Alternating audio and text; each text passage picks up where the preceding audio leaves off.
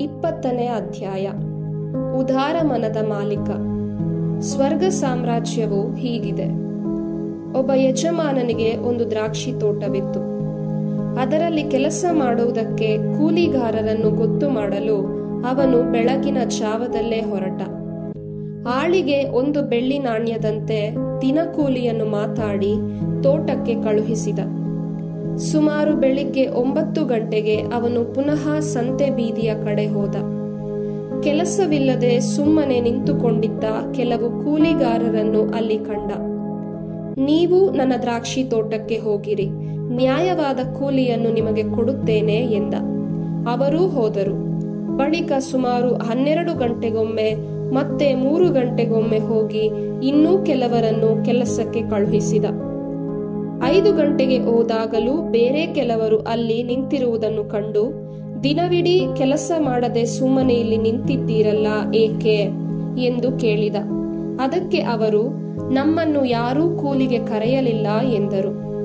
ಹಾಗಾದರೆ ನೀವು ಕೂಡ ನನ್ನ ದ್ರಾಕ್ಷಿ ತೋಟಕ್ಕೆ ಹೋಗಿ ಕೆಲಸ ಮಾಡಿ ಎಂದು ಹೇಳಿ ಅವರನ್ನೂ ಕಳುಹಿಸಿದ. ಸಂಜೆಯಾಯಿತು. ತೋಟದ ಯಜಮಾನ ತನ್ನ ಮೇಸ್ತ್ರಿಗೆ, ಕೂಲಿಯಾಳುಗಳನ್ನು ಕರೆದು ಕೊನೆಗೆ ಬಂದವರಿಂದ ಆರಂಭಿಸಿ ಮೊದಲು ಬಂದವರ ತನಕ ಕೂಲಿ ಕೊಡು ಎಂದ. ಅದರಂತೆ 5 ಗಂಟೆಗೆ ಗೊತ್ತು ಮಾಡಿದವರು ಬಂದಾಗ ಒಬ್ಬೊಬ್ಬನಿಗೆ 1 ಬೆಳ್ಳಿ ನಾಣ್ಯ ಸಿಕ್ಕಿತು. ಮೊದಲು ಗೊತ್ತು ಮಾಡಿದವರು ತಮ್ಮ ಸರದಿ ಬಂದಾಗ ತಮಗೆ ಹೆಚ್ಚು ಸಿಗುವುದೆಂದು ಭಾವಿಸಿದರು.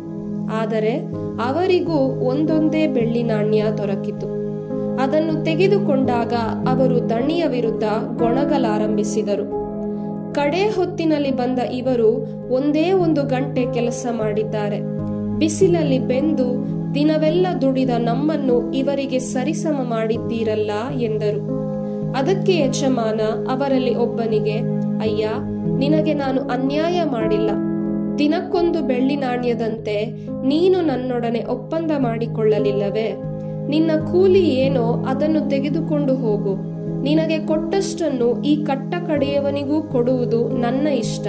ನನ್ನದನ್ನು ನನ್ನಿಷ್ಟಾನುಸಾರ ಕೊಡುವ ಹಕ್ಕು ನನಗಿಲ್ಲವೇ? ನನ್ನ ಔದಾರ್ಯವನ್ನು ಕಂಡು ನಿನಗೇಕೆ ಹೊಟ್ಟೆ ಉರಿ ಎಂದ. ಹೀಗೆ ಕಡೆಯವರು ಮೊದಲಿನವರಾಗುವರು, ಮೊದಲಿನವರು ಕಡೆಯವರಾಗುವರು ಎಂದು ಯೇಸು ಬೋಧಿಸಿದರು.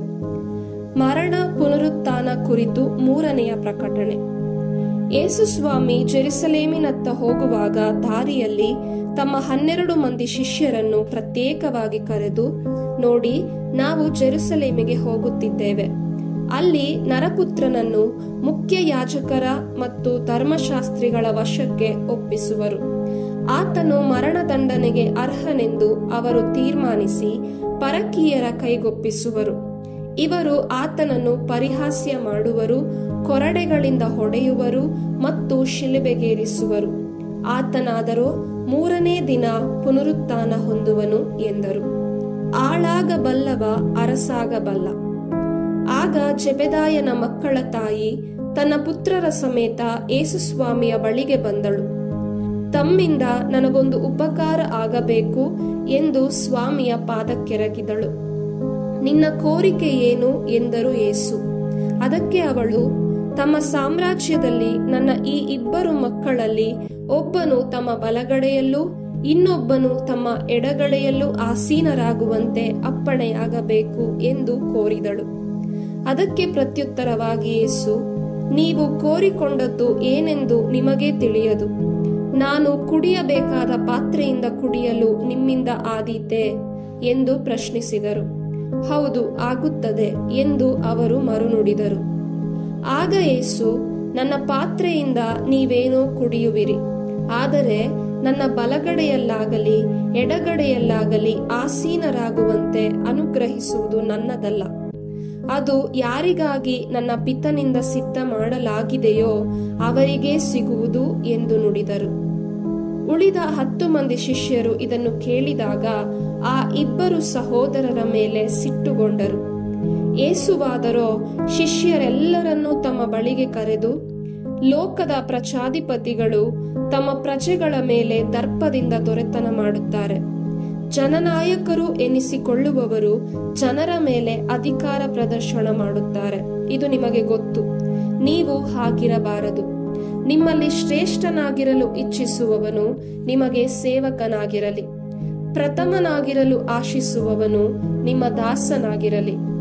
ಹಾಗೆಯೇ ನರಪುತ್ರನು ಸೇವೆ ಮಾಡಿಸಿಕೊಳ್ಳುವುದಕ್ಕೆ ಅಲ್ಲ, ಇತರರ ಸೇವೆ ಮಾಡುವುದಕ್ಕೂ ಸರ್ವರ ಉದ್ಧಾರಕ್ಕಾಗಿ ತನ್ನ ಪ್ರಾಣವನ್ನು ಈಡಾಗಿ ಕೊಡುವುದಕ್ಕೂ ಬಂದಿದ್ದಾನೆ ಎಂದು ಹೇಳಿದರು. ಕುರುಡರಿಬ್ಬರ ಮೇಲೆ ಕನಿಕರ. ಅವರೆಲ್ಲರೂ ಜೆರಿಕೋ ಪಟ್ಟಣವನ್ನು ಬಿಟ್ಟು ಹೊರಟರು. ಜನರ ದೊಡ್ಡ ಗುಂಪು ಯೇಸುಸ್ವಾಮಿಯನ್ನು ಹಿಂಬಾಲಿಸಿತು. ದಾರಿಯ ಪಕ್ಕದಲ್ಲಿ ಇಬ್ಬರು ಕುರುಡರು ಕುಳಿತಿದ್ದರು. ಯೇಸು ಈ ಮಾರ್ಗವಾಗಿ ಹೋಗುತ್ತಿದ್ದಾರೆಂದು ಕೇಳಿದೊಡನೆಯೇ, ಸ್ವಾಮಿ, ದಾವೀದ ಕುಲಪುತ್ರರೇ, ನಮಗೆ ದಯೆ ತೋರಿ ಎಂದು ಆ ಕುರುಡರು ಕೂಗಿಕೊಂಡರು. ಸುಮ್ಮನಿರಬೇಕೆಂದು ಜನರು ಅವರನ್ನು ಗದರಿಸಿದರು. ಅವರಾದರೋ, ಸ್ವಾಮಿ, ದಾವೀದ ಕುಲಪುತ್ರರೇ, ನಮಗೆ ದಯೆ ತೋರಿ ಎಂದು ಇನ್ನೂ ಗಟ್ಟಿಯಾಗಿ ಕೂಗಿಕೊಂಡರು. ಯೇಸು ಅಲ್ಲೇ ನಿಂತು ಅವರನ್ನು ಕರೆದರು. ನನ್ನಿಂದ ನಿಮಗೇನಾಗಬೇಕು ಎಂದು ಕೇಳಿದರು. ಅದಕ್ಕೆ ಅವರು, ಸ್ವಾಮಿ, ನಮಗೆ ಕಣ್ಣು ಕಾಣುವಂತೆ ಮಾಡಿ ಎಂದು ಪ್ರಾರ್ಥಿಸಿದರು. ಯೇಸುವಿಗೆ ಅವರ ಮೇಲೆ ಕನಿಕರವುಂಟಾಯಿತು. ಅವರ ಕಣ್ಣುಗಳನ್ನು ಮುಟ್ಟಿದರು. ಅದೇ ಕ್ಷಣದಲ್ಲಿ ಅವರಿಗೆ ದೃಷ್ಟಿ ಬಂದಿತು. ಅವರೂ ಯೇಸುವನ್ನು ಹಿಂಬಾಲಿಸಿದರು.